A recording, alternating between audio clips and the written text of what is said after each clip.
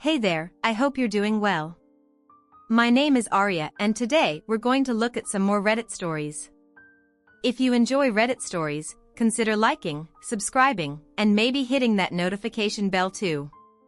Let's get started with today's first story. Much love, everyone. Today's first story comes from Caught My Wife Cheating in Pool with Boss. You won't believe what happened next. Life as a private detective in St. Louis wasn't glamorous. Sure, there were late-night, stakeouts, run-ins, with shady characters and a sense of danger, but most days it was paperwork, chasing dead leads or arguing with clients wanting miracles. Still, I had a soft spot for the job. It kept my mind sharp and my heart racing, even as the bruises from my past as a cop faded, becoming a private eye. Wasn't my choice, a string of bad luck and worse decisions led me here. My fall from the police department was tough, but working for myself offered freedom. I set my own rules, lived my way, and, if lucky, made enough to get by. So there I was, feet propped on my old desk in my creaky office when they walked in. The moment they stepped in, I knew trouble had arrived. People don't come to me unless something's wrong. The faded paint on the glass door read Matthew, Steele Investigations and Security. I'm a security specialist investigator and sometimes a private detective. In St. Louis, I handle every from background checks to tailing cheating spouses or finding runaways. I'll take on almost anything legal, though the line can get blurry. But I won't provide muscle to hurt someone. If you're looking for that, find someone else. It was just before lunch. I had my feet on the desk, half asleep. When a man and woman came in, I quickly sat up. Mr. Steele? The man asked. I nodded, and he continued, I'm Jason Worth. This is my wife, Susan, and I need your help. He sat without being asked. His wife, following Jason Worth, around 55, had expensive clothes, thinning hair, a spray tan, and an air of entitlement. Despite his effort, he still looked worn. I disliked him immediately. Susan Worth, in her mid-30s, was strikingly beautiful. She had the kind of looks that caused accidents and stares, about 5 feet 10 inches. She had a toned, athletic build, more tennis than gym. Her long, auburn hair and piercing blue eyes were hard to ignore as she crossed her legs. I reminded myself to focus on business. I've looked into your back and think you're just the man I need, WTH said. Ah, yes, my background. Once I was a rising star in the St. Louis Police Detective Division, a few bad breaks, and here I was 5 years ago, during a stakeout. I got sick. I had to call in a patrol car to take me home. Good thing they were with me when I got home. I found a strange car in the driveway. The sounds from the hallway couldn't be mistaken. I approached the bedroom door already, knowing what I'd find, and there it was, my wife Johanna, tangled up with another man. I guess a conjugal visit is one way to put it. What the hell, I shouted, though I knew it was a cliché. My plan was simple: tell the guy to get out. I knew if I laid a hand on him, I might not stop, and that was trouble I didn't need. Then I recognized him. It was my boss, Captain Joe Harper, a brown-nosing hack who only climbed the ranks due to political favors. When he jumped up unclothed and surprised, I lost it. I still wouldn't have struck him if he hadn't gone for his weapon on the nightstand. It was clearly thinking of self-preservation. I reached him before he grabbed the weapon and landed a punch that probably made his ancestors feel it. He fell across the bed and I started pounding on him. I swear I didn't plan on striking my wife, but she jumped between us, whether to protect him or stop me, I'll never know. She caught a roundhouse punch and went flying off the bed. The 2 patrolmen who had driven me home rushed in just in time. If they hadn't, I might have eliminated Harper. They pulled me off him before things got worse. No one, including my wife or Harper, wanted this to go public. He didn't press charges and Johanna didn't file for spousal misuse. Still, I lost my job and my wife. I kept the house and most of the money, but it was a hollow victory. I complained that it wasn't fair. Harper got off so easily. Sure, he received a letter of reprimand and was demoted to lieutenant, but he still had his job. Where's his punishment? I argued. I've lost my wife and my career. His family has too much political clout for us to do more. Major Taylor replied. If you need anything, call me Worth's throat. Clearing brought me back to the present. What about my background? I asked defensively. I know you were a great detective and why you left the force, Worth said, pulling out a gold cigarette case. Mind if I smoke? He asked, lighting up before I could respond.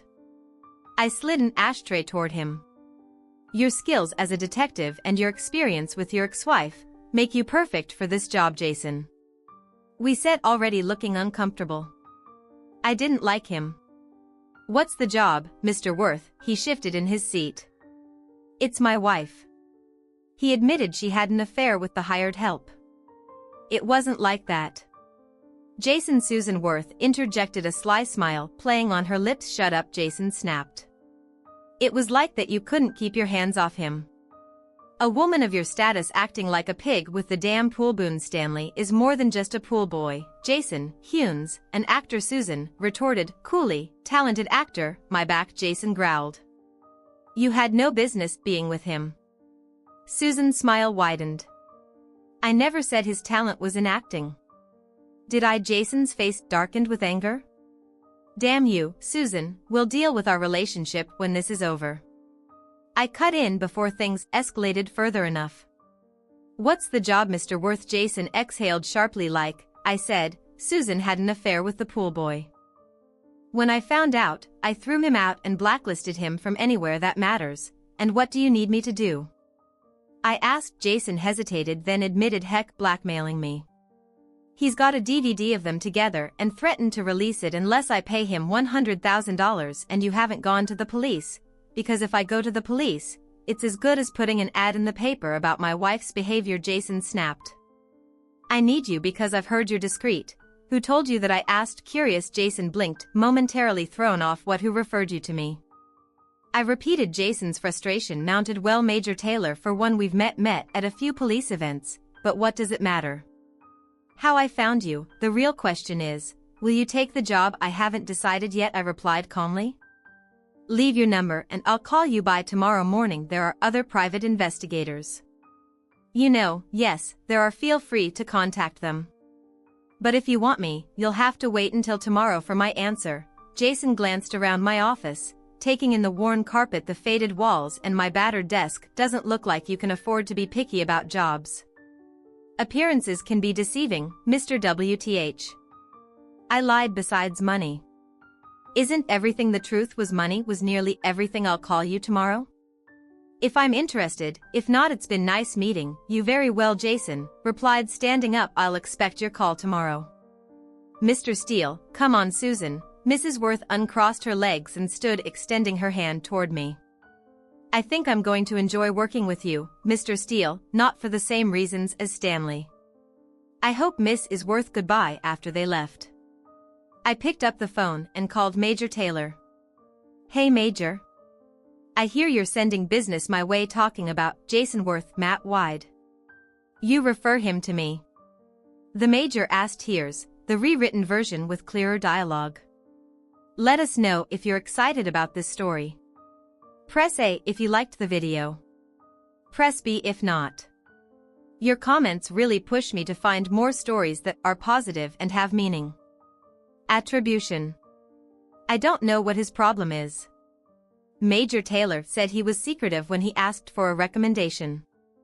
I mentioned you or Raleigh Chambers. Worth's a spoiled rich guy and I figured you might make some cash off him. Thanks, Major, I replied. I can't go into details, but I'll take the job. How's it going? Matt? Major Taylor asked, changing the subject. I'm doing well. I said it's been almost 2 years since the department screwed me over. I like my life. Now I work when and for whom I want. Without politically connected idiots telling me what to do. How's the money situation? I've heard about your office and that truck you're driving. The Major said, between you and me, I answered, the works. Paying off the truck runs fine, and I don't worry about parking it in sketchy areas. The office is just a place to meet clients. Wouldn't a nicer office impress your clients more? Major Taylor asked. It makes me look a bit desperate, I replied, which convinces them I'll work harder for their money. Got it? Call me if you need anything, he said. Sure, Major, thanks. I said before hanging up. What Taylor and I didn't mention was the settlement from the St. Louis Police Department. I sued for wrongful termination and other issues. My attorney Jeb Smith, an old college buddy, is a shark in the legal world. Jeb's so good that other lawyers avoid him. Friends like that are priceless, especially when they get you go to hell money, a settlement, big enough that you can tell anyone to go to hell. You really don't have a case. Matt, Jeb told me, grinning like a shark. I mean, you did knock up your boss, which is insubordination, but the department doesn't want the bad publicity. They'll settle, and for high six figures. Plus they'll cover my fees. He laughed. Jeb sent a letter of intent to sue to the police commissioner and their legal team. Within days we had a meeting set up with their attorney Judy Dobson. Judy, fitting name for a lawyer. I joked when Jeb told me about the meeting. Jeb laughed. Call me what you want, but just pay my 30 pieces of silver. We walked into Dobson's office, facing a room full of lawyers. I had full confidence in Jeb. Dobson introduced himself and began. I will speak for the St. Louis Police Department during these negotiations.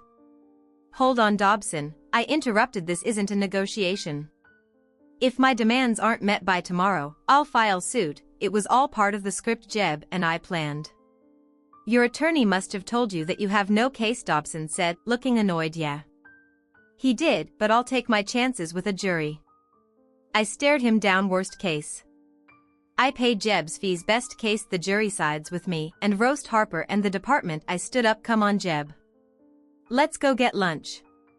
We had a hard time eating because we couldn't stop laughing about Dobson's face the next day. Jeb called me. We'll have a check for you first thing tomorrow morning with care. You won't need to work for 3 or 4 years. Enough reminiscing. I picked up the phone and called Verth. I've decided to discuss your case further. I'll come by tomorrow at 10 for more information and possibly a retainer. Is that really necessary?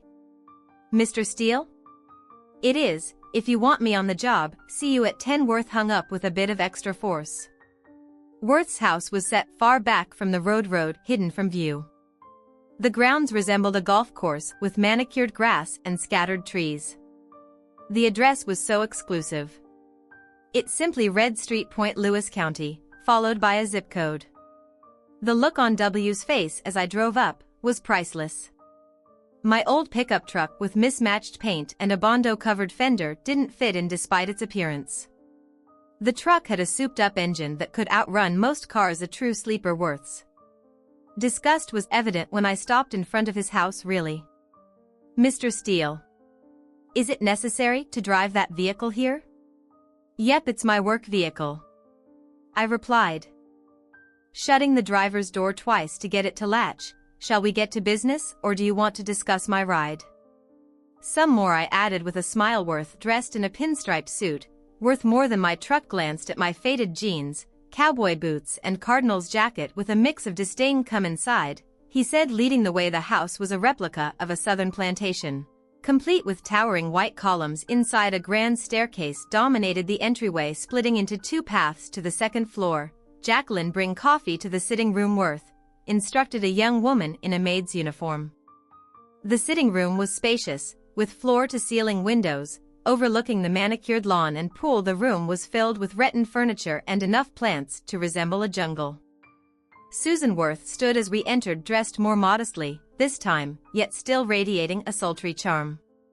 She shook my hand, holding it a bit too long, which clearly annoyed Worth and set me on alert. Better be careful with this one, I thought. Don't get tangled with the client's wife. It complicates payment.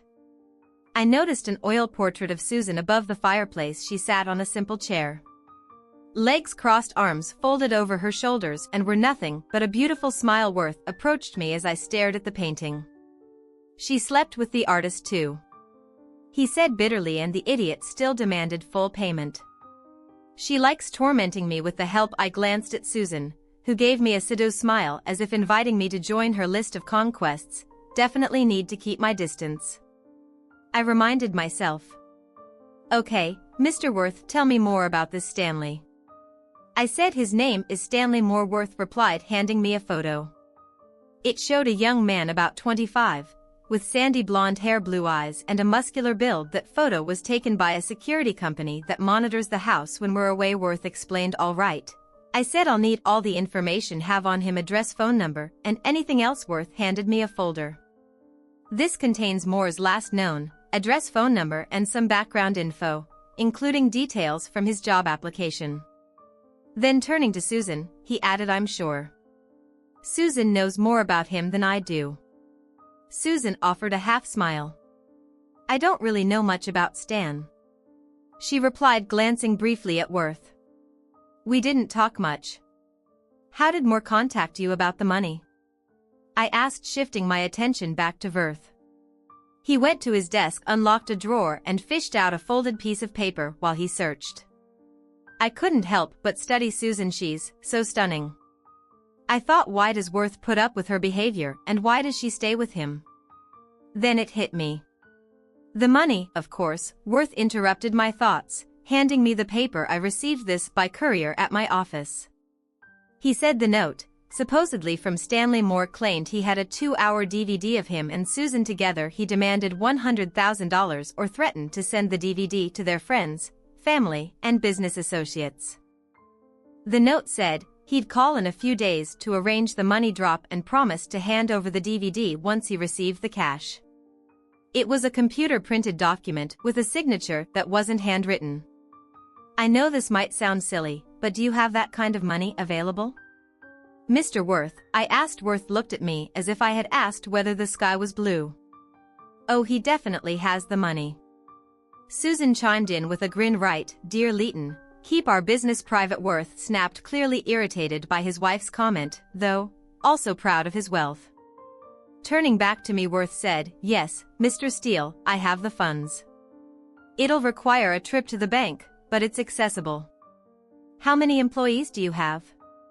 Mr. Worth, I asked. Why does that matter? Worth replied, sounding defensive. Stanley Moore is the one demanding the money. This note is computer printed and unsigned. Anyone could have used Stanley's name. I explained. So how many people are here regularly? Only those living here would have the opportunity to set up a recording without being noticed. There are 4 who live here. War began, pausing when I raised an eyebrow, a subtle trick I'd perfected over the years. Samuel, the butler and house manager, his wife Millie, the cook and housekeeper Ralph, the chauffeur who also maintains the vehicles, and Jacqueline, who assists Millie. Then there's Susan's string of visitors. The most recent is Danby Summers, who comes by at least twice a week. Usually when I'm at the office, Susan seemed momentarily surprised that W knew about Dammy's visits, then smirked. If you spent more time with me, Jason, he wouldn't have a chance to visit now. Would he if I did? You'd need a job to keep up your lifestyle. War shot back, his voice dripping with sarcasm.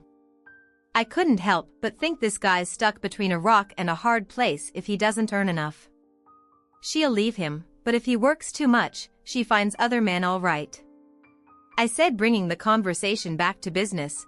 I'll need photos and information on each of your employees. I'll spend some time here to investigate and we'll need to interview them. Just tell them I'm a security consultant. So you've decided to take the case, despite your reservations? Worth asked, sounding relieved. Yes, sir, I'm not here to judge your lifestyle, I replied. My job is to stop whoever is extorting you, whether it's Stanley Moore or someone else. What about Danby Summers?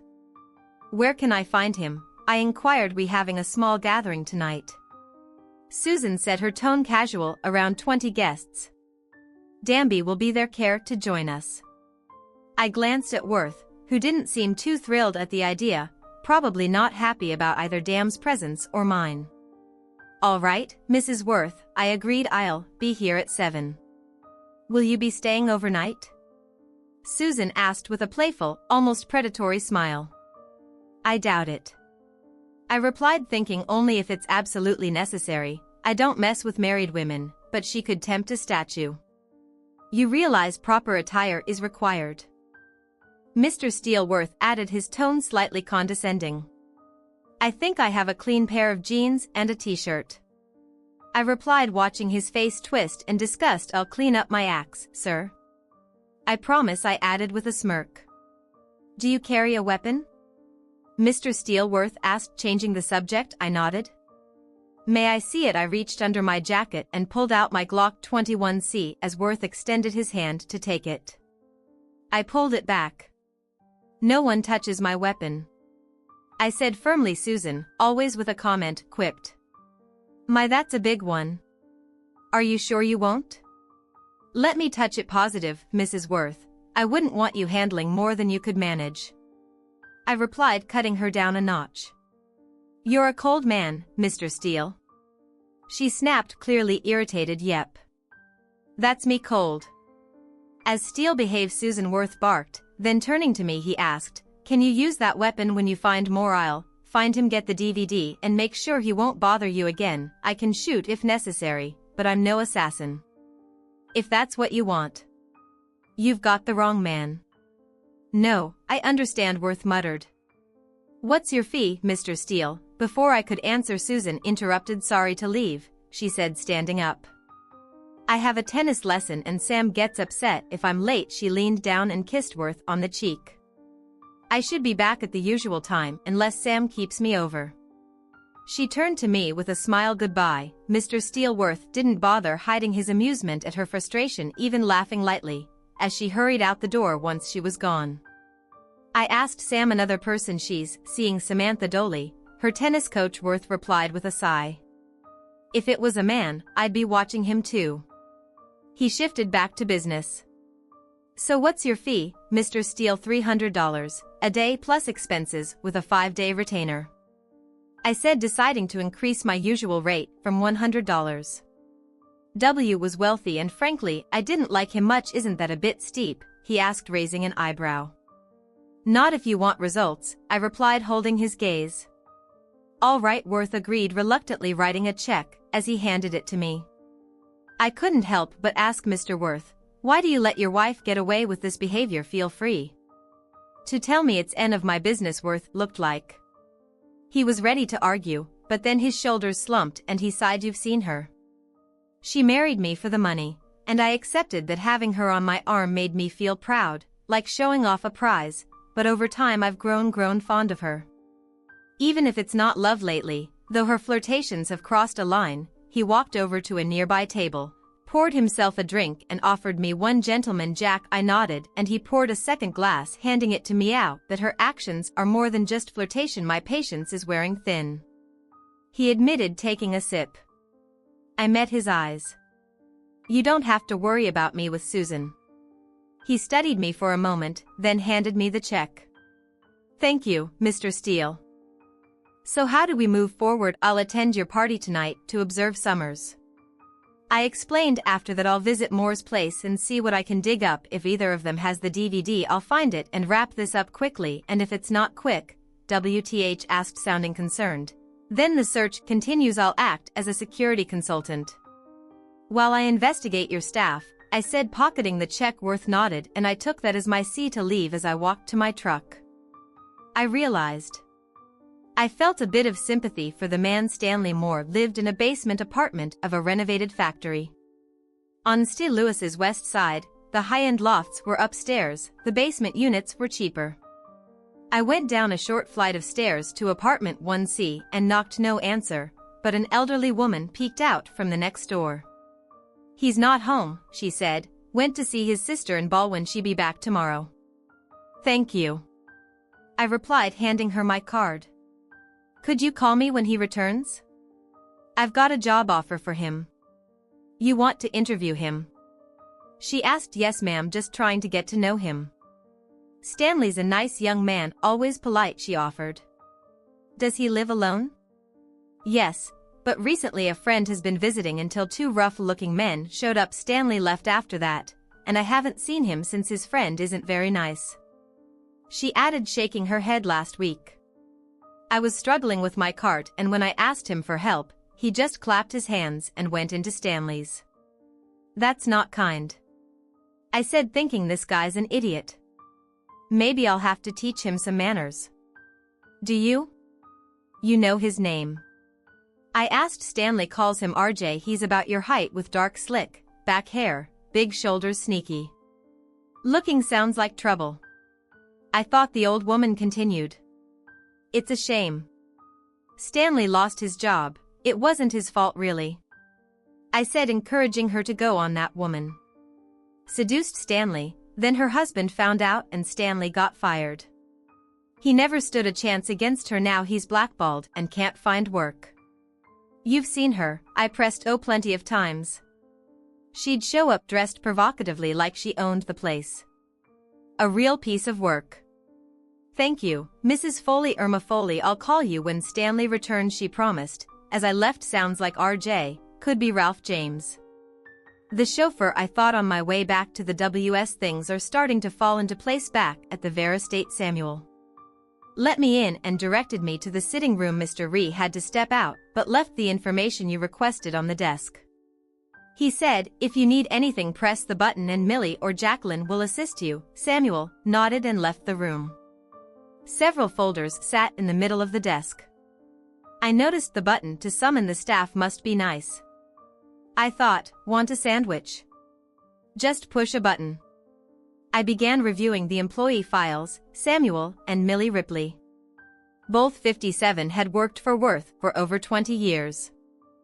Jacqueline, their 21-year-old niece, had joined them 3 years ago after her parents' end of life. Ralph James, the chauffeur, had been with the Worths for 2 years.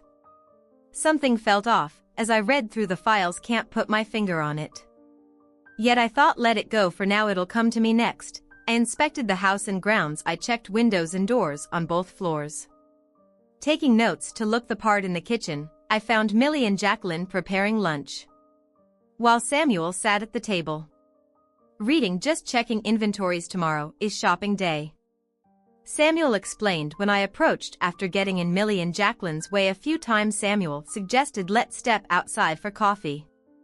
While the girls finish up, we sat on a carved wooden bench outside. Samuel, the house manager, looked at me with curiosity. Who are you really and what are you doing here?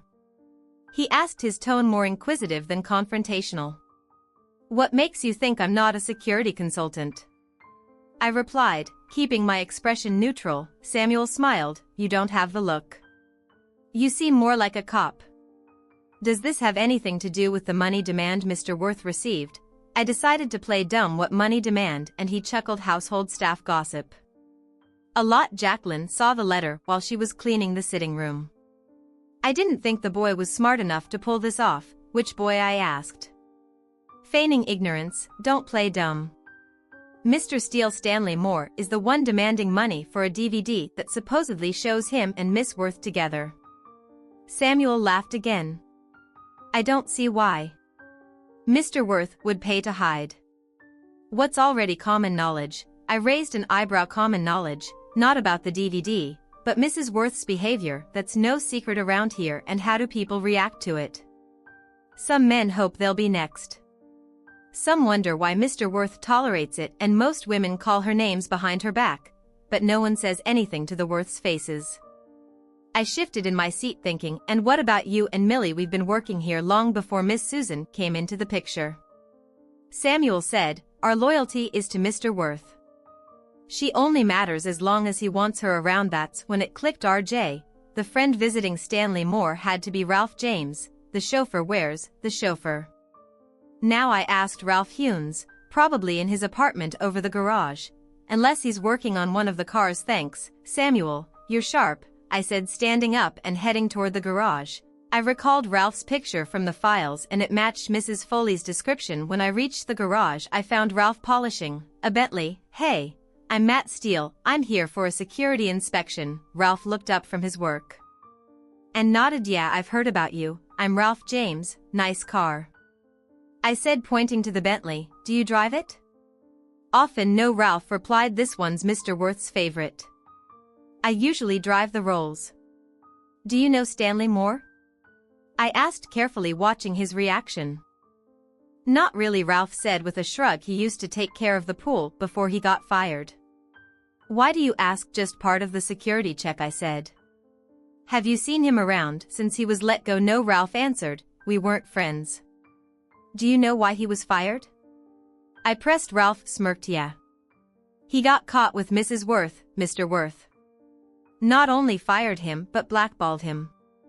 He can't get any work with the wealthy now and regular jobs don't pay for his lifestyle. Worth even sent a couple of goons to teach him a lesson, but Stanley wasn't home when they showed up. I raised an eyebrow and thought, you sure know a lot for someone who wasn't his friend. Gossip, Ralph said with a shrug. I keep my ears open, but I keep my pants on when it comes to Mrs. Worth. Sheck hot, but I like my job. Has she ever come on to you? I asked. No, Ralph replied, puffing up slightly, but I've caught her looking. Why is a security consultant so interested in all this? Ralph asked, his expression turning suspicious as he eyed me. Disgruntled employees are a security risk. I'm just assessing the danger Stanley might pose. Thanks for your help. You're doing a great job on the Bentley. As I walked away, I knew Ralph was lying about his connection with Stanley more, even with all the gossip in the house. How would he know about the men Vought supposedly sent to Moore's apartment? I found Samuel in the kitchen, sipping coffee. Got a minute, Samuel? I asked. He grinned, nodded, and followed me out to the patio. Know anything about Worth sending men to Stanley's place? I asked. Did he? Samuel raised an eyebrow first. I've heard of it. After a moment, he added, if he did, it was likely to get that DVD and maybe rough the boy up for trying to blackmail him. Thanks. Samuel, is Worth back? I asked. He nodded, so I headed to the sitting room where I found Worth with a glass of whiskey. I got another letter this afternoon, he said, handing me a note. It was another printed demand stating that Worth would be contacted Saturday to arrange the money drop, again signed with Stanley Moore name. Did you send men to Moore's apartment? I asked bluntly. I did, but only to retrieve the DVD, not to damage him. Worth replied defensively, not smart. Mr. Worth, I said flatly, you scared him off and now any chance of getting the DVD without paying is gone. Worth slumped. What now, Mr. Steele? I'll keep looking. Hopefully, I'll find him by the week's end. I doubted Stanley was the mastermind behind the scheme, but I kept my thoughts to myself. I'll see you tonight, I said, heading home to find some clean jeans. Jason and Susan Worth were surprised to see me dressed up that evening. I wore a light brown cashmere sports jacket over a white-on-white shirt similar to Worth's. Earlier, a dark brown knit tie and sharply creased slacks completed the look, though I still wore my dress cowboy boots. Well, don't you look splendid? Susan greeted me holding a large martini glass. Good evening, Mrs. WTH, Mr. Worth, I said as he joined us. That's not her first drink. I thought she looked stunning in a deep green dress that matched her hairstyle to show off her bare neck and shoulders. Let me introduce you around, Susan offered, but Worth took my arm. I'll handle that, dear. You see to the other guests, he said. You're no fun, Jason. She pouted, then patted my arm. I'll see you later, Mr. Steele. Her earlier anger had turned into a challenge. I nodded as Worth led me to the bar, where he ordered 2 glasses of Gentleman Jack. That blonde by the fireplace is Danby Summers. Worth informed me Dammy had the look of the idle rich, tanned, athletic and handsome. Big hat, no cattle.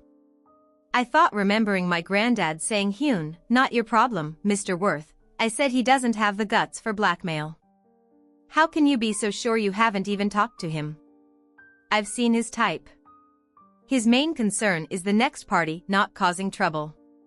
As for your wife, she's just yanking your chain with him. I nodded toward Susan, who was chatting with other women.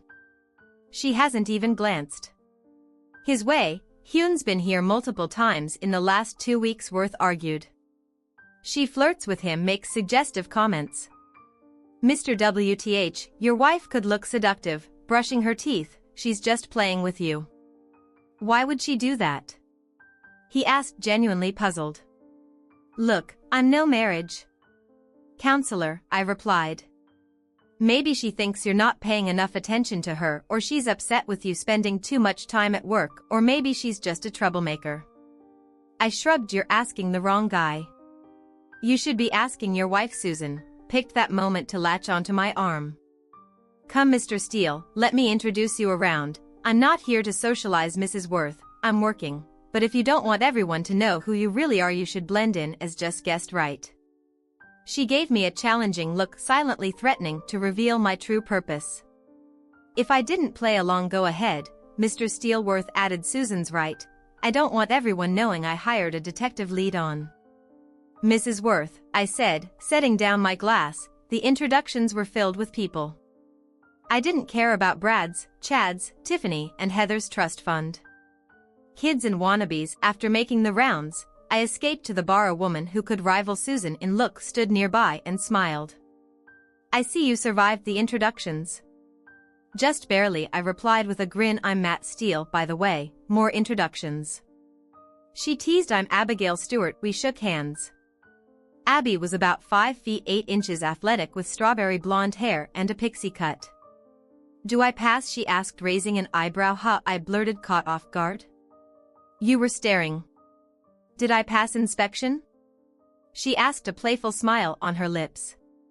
Don't be coy, you'd pass anyone's inspection. I said, grinning back. Call me Abby. So who are you besides Matt Steele? She asked, curious. Just a business associate of Words's. I replied casually, a shame. She said, giving me a knowing look. A shame. I work with Worth. I asked, intrigued. No, a shame. You couldn't think of a better cover story. She said with a laugh, which gave her away. I know you're a pie investigating a blackmail scheme. Busted, I admitted. How'd you figure it out? You can't keep secrets from the staff. Jacqueline and I are friends, she explained. My face fell a little. I had hoped to get to know her better. Why the look? She asked, noticing my reaction. Well, if you went to school with Jason, you're probably too young for me, I said, half joking. She laughed. Never said I was in her class. I teach English Lit at the college. I'm turning 32 next month. I smiled, relaxing. Want to join me for a drink outside? I'd love to. I've never seen someone pull their foot out of their mouth so smoothly before, she teased. We found a bench and talked for nearly an hour. She told me she grew up in southeastern Missouri, loved fishing, canoeing and camping. After a while, I asked, are you seeing anyone? Not anymore? She said, touching my arm. Happily divorced for 2 years. That's good. I said with a smile, earning a surprised look from her. Oh, why is that good? It means I can ask you to dinner. I replied when she asked, clearly interested. When I finish this job, I'll call you. Eileen leaned in and gave her a quick kiss. Consider that a deposit. Careful, she teased. There's a penalty for late payment. Leighton, head back inside before Jason sends a search party. Does he watch you that closely? I asked, curious about their relationship. Hune, my godfather. She explained he and my dad were best friends. As we stepped back inside, Jason Worth approached us, his face tight with disapproval. I'm not paying you to seduce my goddaughter. Steele, Uncle Jason. Stop it, Abby snapped. I don't need protection. She's about the same age as your wife, Worth, I added, watching his face. Raiden, though, he let the comment slide. You're right, Steele, Worth muttered. I'll meet you tomorrow morning. Join me for breakfast at 8. I said, go over the options. He nodded and walked off. I turned back to Abby. I'll call you. How long? She teased. Today's Tuesday. I should be done by Saturday. That soon? She asked, surprised. Worth, overhearing, added, that soon. I'm fast, I said, smiling. I stayed for another half hour, tipped the valet $10 and left the next morning. Samuel led me into the kitchen. Have a seat. Steele, Worth said, already seated. Millie, coffee, please. Just coffee. I rarely eat breakfast. I replied. Suit yourself, Worth seemed more relaxed in jeans and a sweatshirt. I watched Susan and Danby last night. He began. She pushed him away. You were right, nothing's going on. Told you she's just pulling your chain, I replied. Taking a sip of coffee. Worth gave me a thoughtful look. How did you get so good at reading people? Years of detective work, I said with a shrug. Susan rushed and grabbed her duffel and sped off in her red Mercedes. Now I knew why she stayed. It was for the money. My phone rang. Excuse me, I said, answering Steele. It's Irma Foley. Stanley's back, planning to leave for California. Thanks, Mrs. Foley. I'll be there in 30 minutes. Can you stall him? I believe I can trust you.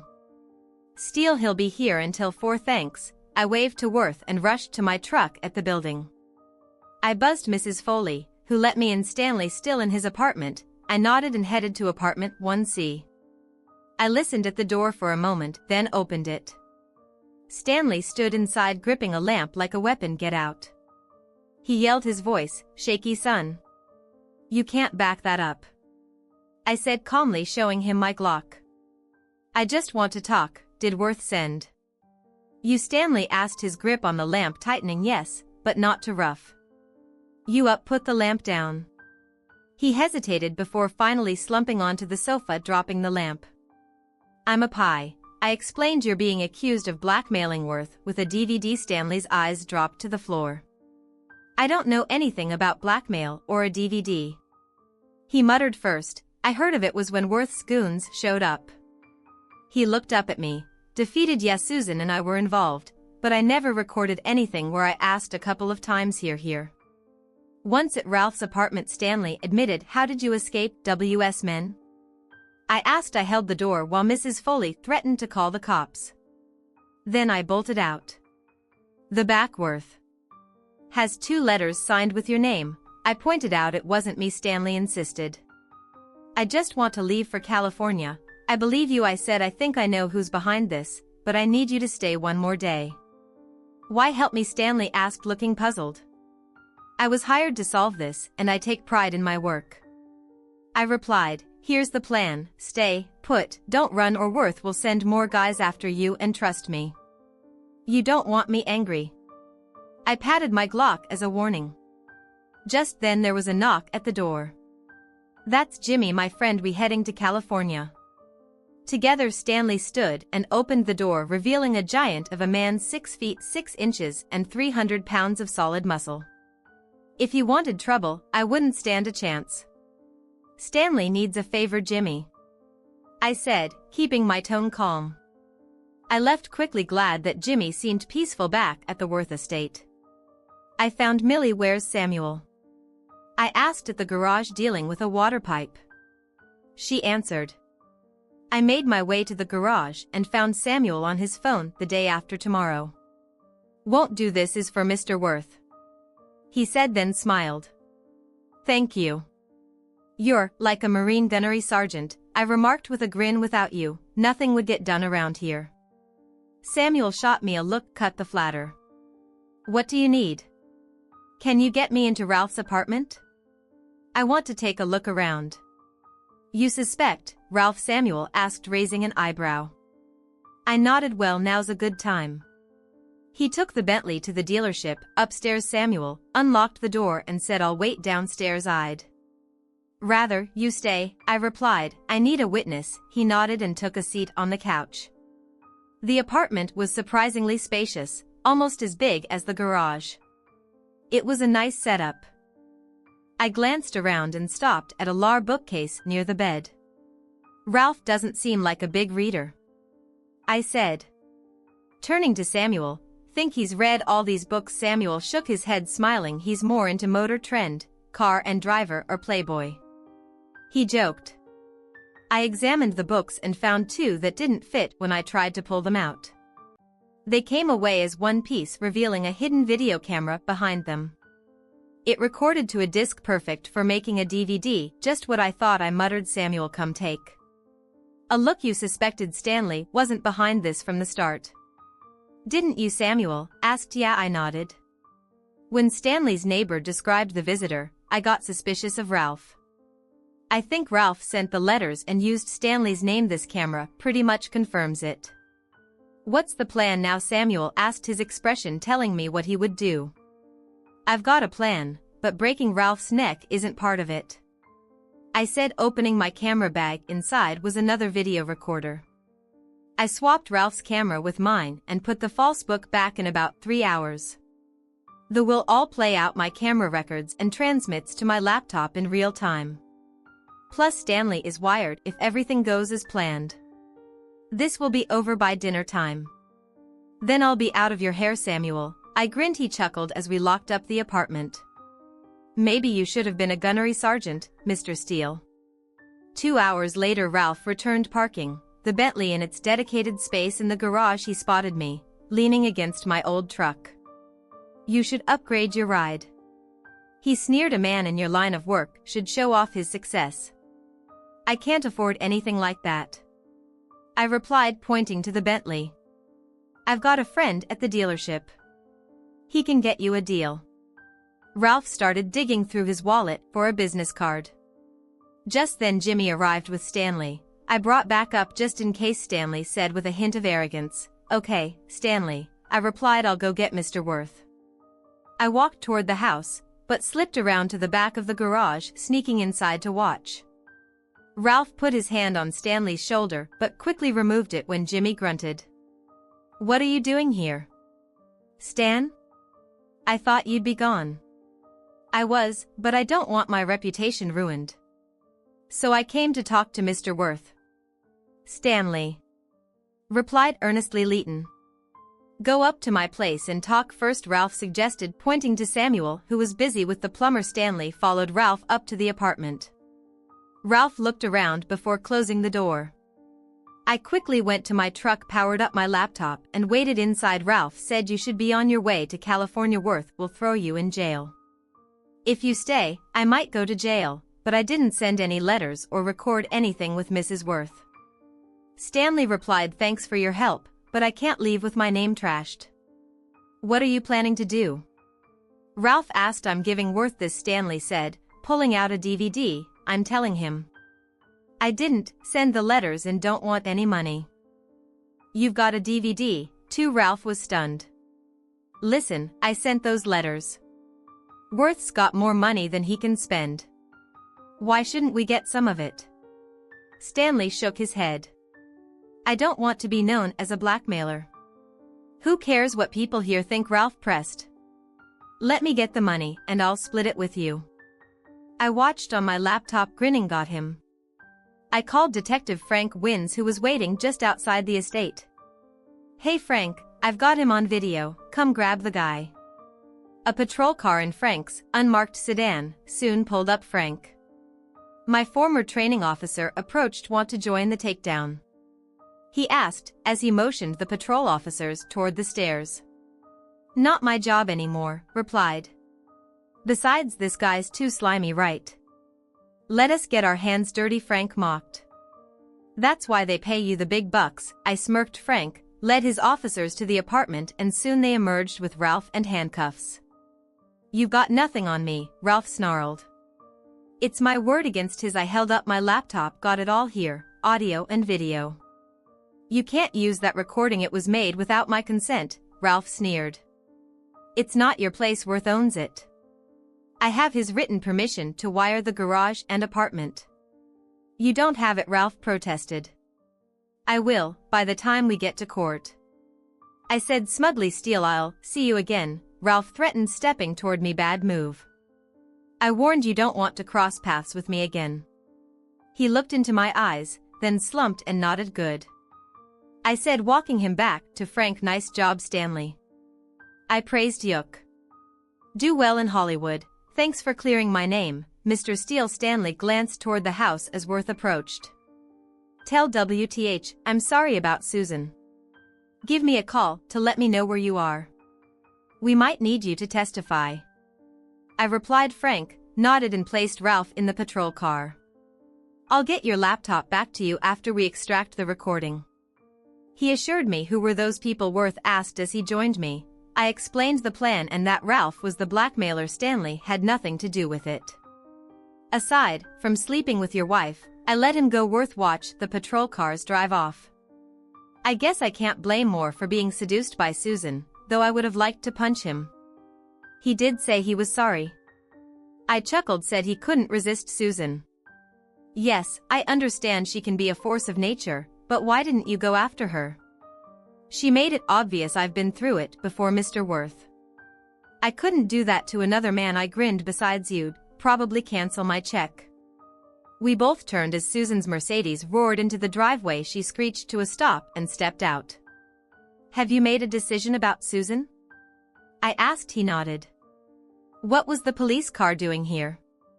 Susan asked. Was that Stanley? Yes, WTH replied. He helped catch the real blackmailer, Ralph. You have 1 hour to pack and leave, but Jason, she began. It doesn't matter. Take your car, your clothes, even your jewelry. Button, not staying here. Worth said. Contact my attorney for your $50,000 goodbye, Susan. She stared at me in disbelief. I shrugged and held out my hands as if to say, what can you do? Susan started the garage, but War's Bentley roared out and sped down the driveway, its powerful engine echoing long after it was gone. What am I supposed to do now? Susan muttered, though it sounded more rhetorical. I'd suggest you get moving and start packing Samuel over. They will throw you out in an hour, I replied. Samuel stood halfway between the house and the garage, smirking with Millie and Jacqueline beside him. The last I saw of Mrs. Worth was her running toward the house. After retrieving my camera, I hopped into my truck and drove off. As I left the estate, I said to myself, your free ride is over. Susan, karma's a real pain. Isn't it? You like Italian? I asked Abby on the phone the day after wrapping up the Worth case. Love it, but I don't know any great places, she replied. Don't worry. I know the best spot in town. I'll pick you up at 7. Abby lived in an old brick house across from Lafayette Park, a neighborhood of stately homes undergoing a revival. When she answered the door, I almost lost my breath. She looked stunning in a sunflower yellow dress, short enough to be interesting and low-cut enough to catch your eye. After pulling myself together, I greeted her and led her outside. She glanced around and asked with a smile, where's that beat-up truck? I heard about Uncle Jason. Said it was the ugliest thing he'd ever seen. He didn't like my truck. I asked, pretending to be hurt. How could anyone not appreciate it? He called it deplorable and embarrassing. She laughed. Well, that's my work vehicle for special occasions. I use this, I said, pointing to my '63 Corvette split window, coupe restored and painted in its original Riverside red. Her eyes lit up and she giggled. I love the old Corvettes. Where'd you find it? I bought it from an elderly lady in Pasadena 6 years ago. Her husband had given it to her as a wedding gift, and she kept it all those years. We got into the car, and as we drove she asked, where are we headed? To a place on what used to be called Hill. It's where many Italians settled after immigrating to America. If you want authentic Italian food, that's the place to go. I'm surprised I haven't heard of it. She said, well, you've got something to look forward to, I replied. The drive, normally 15 minutes, took less than 10 thanks to the vet. I parked next to the restaurant and Abby looked around with interest. This is Reese. The best Italian spot in town, I said. Feels like eating in someone's dining room. Welcome to Reese, the bartender called from across the room. Take any table or booth. Your waiter will be right with you. Sort of informal. Aren't they? Abby remarked, surprised. Leighton, grab a table so we can see what's going on, I suggested. Our waiter came over, took our drink orders and returned shortly with their famous 24-0 frozen beer mugs. While waiting for our food, I noticed 3 familiar faces at a table in the back. I pointed them out to those guys. He asked, glancing over. Yeah, they're regulars. Send them around on me, I said, nodding toward the 3 men. Delivered their drinks and the big guy at the table raised his glass in a silent thank you. Who are they? Abby asked. The one on the left is Frank Wins, in the middle is Raleigh Chambers, and the big guy is Tully, I replied. You know them? She inquired, glancing over as Tully raised his glass to her with a smile. Yeah, I know them well. Before I could elaborate, a man walked in and came straight to our table. Hello, Steele, Ralph sneered. Told you I'd see you again on bail. Ralph, I asked, standing up. No thanks to you, he snapped, turning to Abby. And who's this pretty little thing? Don't even go there, Ralph, I warned, my tone silencing whatever he intended to say. Let's take this outside so we don't disturb anyone's dinner. Ralph nodded and headed out. Stay here, Abby, I'll be right back, I said, following him. As I stepped through the door, I felt a blow to my shoulders and hit the ground. I rolled back to my feet, refusing to stay down and risk serious injury. Ralph had brought 2 friends, one of whom held a 2x4. He looked shocked that I got up. How much are these guys costing you, Ralph? I taunted, trying to provoke him. Whatever it is, it's worth it. he growled, and don't think about using your weapon. We've got weapons too. His two buddies flashed their pistols. One lesson Tully drilled into us act. First, my Glock seemed to appear in my hand. By magic, all right boys, I said, motioning with the weapon with your left hand. Toss your pistols in front of me. The larger thug sneered, there's two of us. You can't get both, want to bet your life on that? I pointed my Glock at him. Maybe you're right, but you're going first. Hune's got a point. Tully interjected, approaching, with his own Glock in hand. Frank and Raleigh stood beside him, weapons ready. Move slowly, I warned as they hesitated. We don't want any accidents, Frank addressed the two men. Why don't you step over here? He and the officers lined them up against the wall. Assume the position. Gentlemen, Frank ordered, frisking them. You to stay put, don't get involved. Your turn. Matt, Raleigh said, make it quick before someone calls the cops. I kicked the weapons into the gutter, holstered my weapon, and faced Ralph. Got something to say, Ralph? I asked. His confidence faded, but he grabbed the 2x4 and rushed me. I sidestepped, landed a left to his eye, then a right to his gut, dropping him kneeling beside him. I said, listen up, Ralph. I don't want this conversation again. Do you understand? He coughed and nodded. I understand, good. I said, standing up. He's all yours, Frank. Frank cuffed Ralph, under arrest again for attack with a deadly weapon, and just plain stupidity. Return to me, better finish up before the cops show up. I nodded, thanking them. Abby stood in the doorway, napkin in hand. Great. I thought, first date and she sees this. I walked over, starting to apologize, but she cut me off. You sure know how to show a girl a good time. She joked, taking my hand. Now Leighton, get back inside. Our dinner is getting cold. As we sat, Tully walked by and leaned in. You got a good one. Matt, don't mess it up. Abby smiled, thank you. She replied softly. I nodded, looking at Abby. You're right, Tully. I thought she's a keeper. I'm going to turn this one over to you. What do you make of this situation? Share your thoughts in the comments below, and as always, a huge thank you from the bottom of my heart for getting involved in today's stories. Your love, support, and time mean the world to me. So, thank you so much for being part of this. I really appreciate your time. I'll see you in the next one. Take care and much love.